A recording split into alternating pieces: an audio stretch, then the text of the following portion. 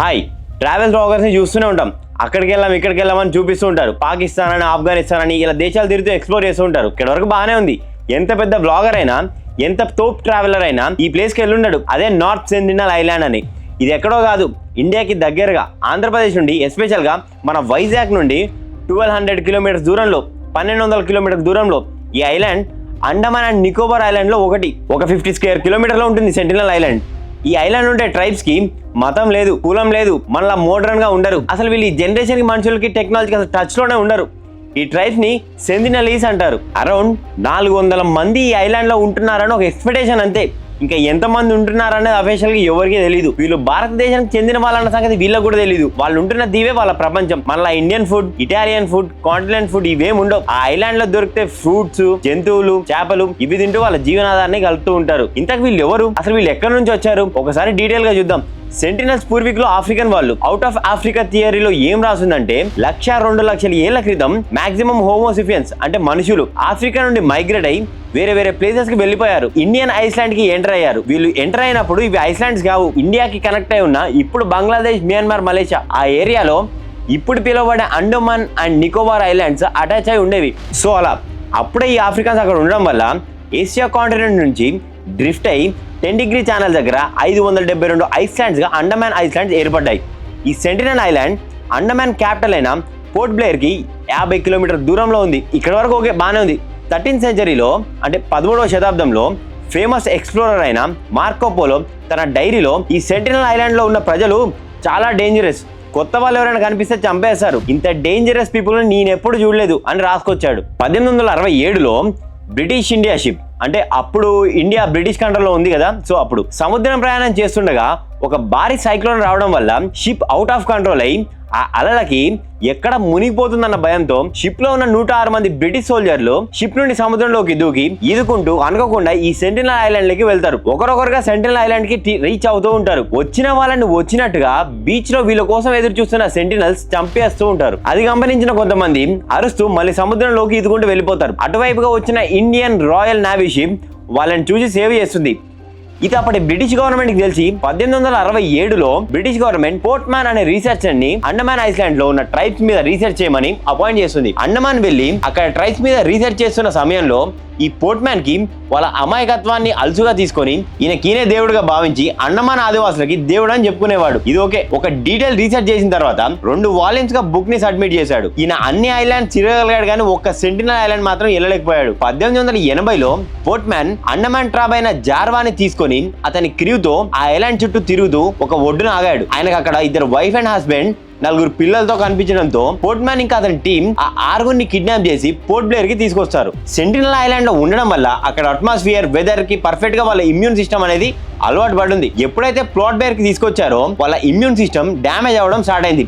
Within 24 hours లో wife and husband ఇద్దరు చనిపోయారు. తీసుకొచ్చిన 4 పిల్లలు కూడా వాళ్ళ ఇమ్యూన్ కూడా డ్యామేజ్ అవ్వడం స్టార్ట్ అయింది. వీళ్ళు ఇక్కడే ఉంటే ఎక్కడ చనిపోతారని ఆ పిల్లలకి కొన్ని బాల్స్, గిఫ్ట్స్ కొనిచ్చి మళ్ళీ సెంటినల్ ఐలాండ్ లో డ్రాప్ చేశారు. ఈ effect one of the reason అనుకుంటా సెంటినలీస్ ఎవరిని వాళ్ళ ఐలాండ్ లోకి అలో చేయకపోవడానికి, సెంటినలీస్ అటాక్ చేయడానికి. 1947లో మనకు ఫ్రీడమ్ వచ్చాక నార్త్ సెంటినల్ ఐలాండ్ ఇండియన్ టెరిటరీకి సంబంధించినవన్నీ అఫీషియల్ గా డిక్లేర్ చేసింది ఇండియన్ గవర్నమెంట్.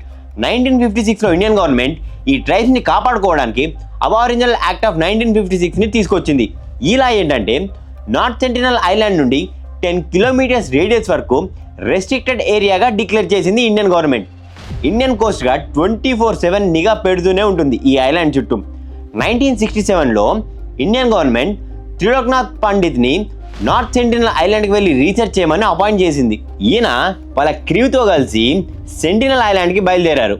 సెంటినలీస్ వీళ్ళు వస్తున్నారని అబ్జర్వ్ చేసి బాణాలతో అటాక్ చేయడం స్టార్ట్ చేశారు.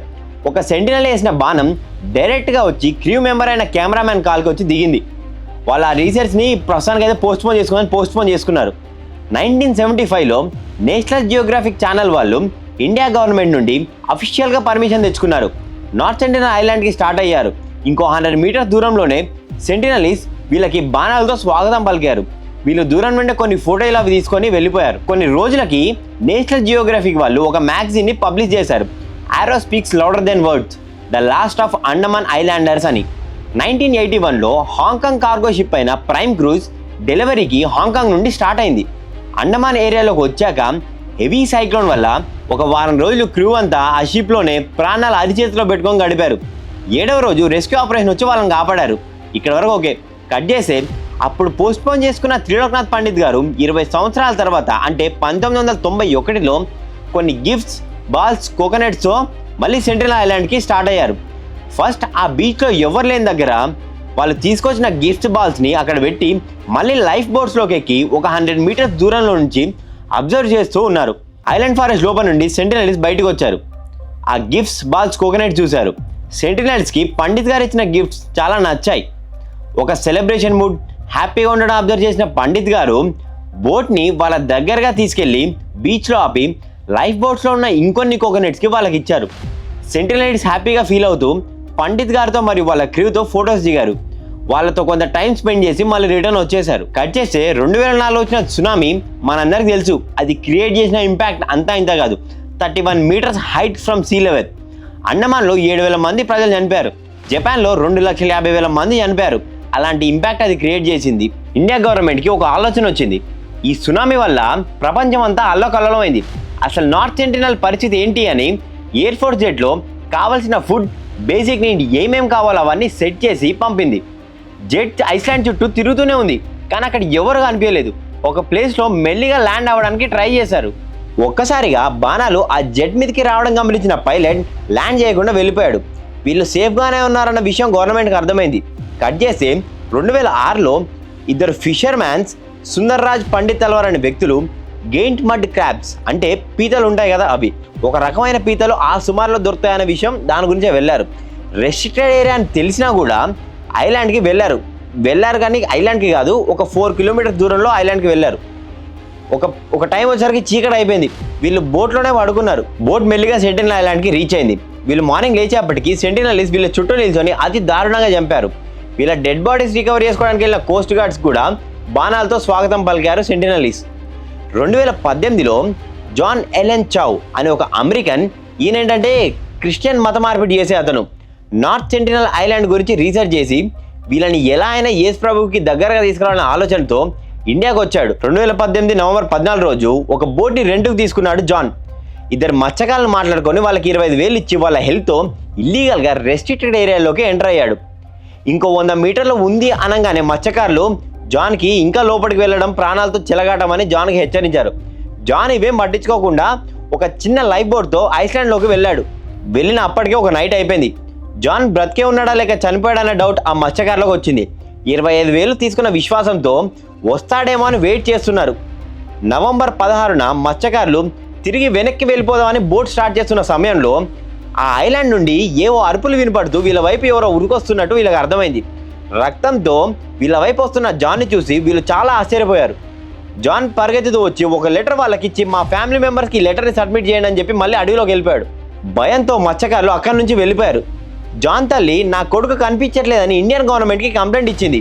ఒక ఫారినర్ ఇండియాలో అడ్రస్ లేకుండా పోయాడన్న విషయం ఇండియాకి చాలా చెడ్డ పేరు తీసుకొస్తుంది. ఇండియా గవర్నమెంట్ ఇన్వెస్ట్ చేయడం స్టార్ట్ చేసింది.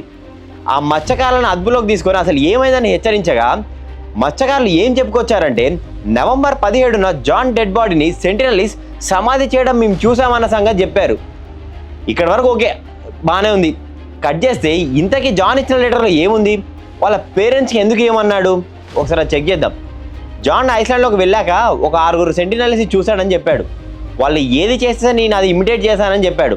ఇంతలో ఒక తెల్ల కిరీటం పెట్టుకొని ఒక పెద్ద మనిషి అక్కడికి వచ్చారని, ఆయన అందరికీ ఆర్డర్స్ చేస్తున్నాడని, కొందరు జాన్ వైపు బాణాలు ఎగ్గు పెట్టారని, జాన్ భయంతో నేను మీతో ఫ్రెండ్షిప్ చేయడానికి వచ్చానని, తనతో తీసుకొచ్చిన గిఫ్ట్స్ బాల్స్ని వాళ్ళ వైపు విసిరాడని, దాంతో వాళ్ళకి కోపం వచ్చి ఒక అతను బాణం గురి చేసి జాన్ వైపు విసిరాడని, బాణం జాన్ చేతిలో ఉన్న బైబిల్కి తగిలి బైబిల్ కింద పడిందని, అక్కడి నుంచి తప్పించుకొని జాన్ పరిగెత్తుతో అడవిలోకి వెళ్ళానని రాశాడు. ఇంకేం రాశాడంటే నేను వీళ్ళని యేసు ప్రభువుకి దగ్గరగా తీసుకురావడానికి ప్రయత్నిస్తున్నా, ఈ ప్రయత్నంలో నన్ను నేనే కోల్పోవచ్చు, దీనికి ఎవరిని నిందించకండి, ఆ దేవుణ్ణి కూడా. ఒకవేళ సెంటినల్స్ నన్ను చంపినా కూడా అది వారి ఆత్మరక్షణ కోసం చేసిందే, దీంట్లో ఎవరి తప్పు లేదు, ఎవరిని శిక్షించకండి.